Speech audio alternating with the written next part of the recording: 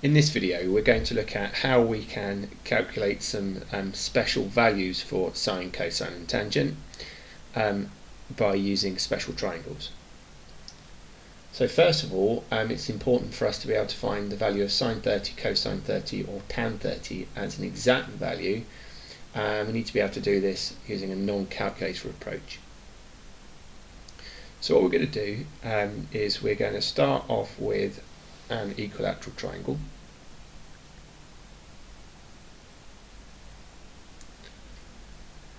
And it's an equilateral triangle, so all of the angles are 60. And we're going to make it with lengths 2. And then we're going to split it down the middle. So what we create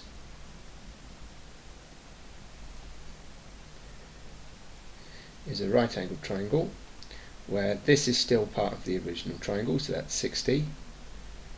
This is half of the angle that was at the top, so that's 30. This is still one of the original sides, so that's 2. And this is half of the base of the equilateral triangle we started with, so that's 1.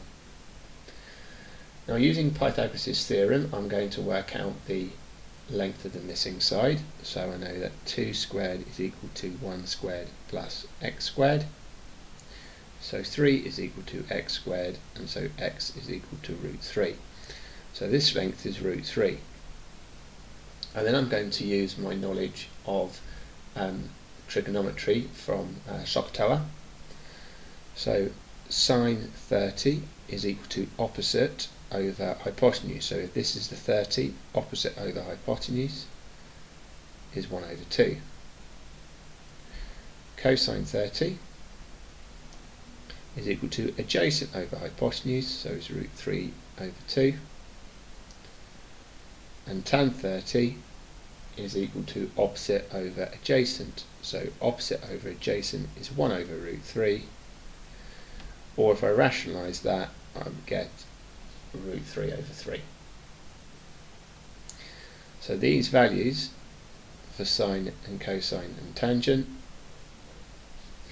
you can either learn them or you can learn how to generate them, and I personally think learning how to generate them will help you out with some of the other work that you're going to come across with trigonometry.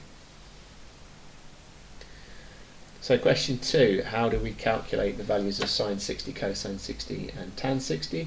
Well, we use the same triangle we just did, but we just are referring to the 60 degree angle. So sine 60 is opposite over hypotenuse, cosine 60 is adjacent over hypotenuse, and tan 60 is opposite over adjacent, which is just root 3.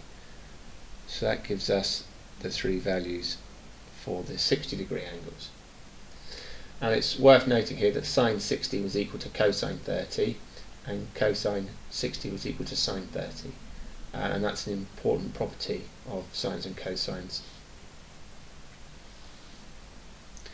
So the final question, we're looking at a 45 degree angle here, so we can't use the same triangle. But what we are going to do is we're going to use an isosceles triangle with a 45 degree angle here, sorry, a right angle here and 2 45 degree angles. And we're going to say that the 2 equal length sides are 1. So using Pythagoras' theorem, I can find that the value of the other side is root 2.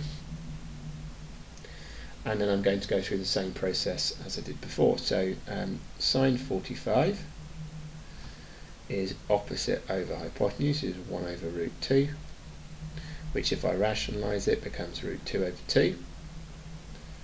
Cosine 35 is adjacent over hypotenuse, so that's also 1 over root 2. And then tan 45 is 1 over 1, which is just 1. And so this gives me my 3 special values for 45 degree angles.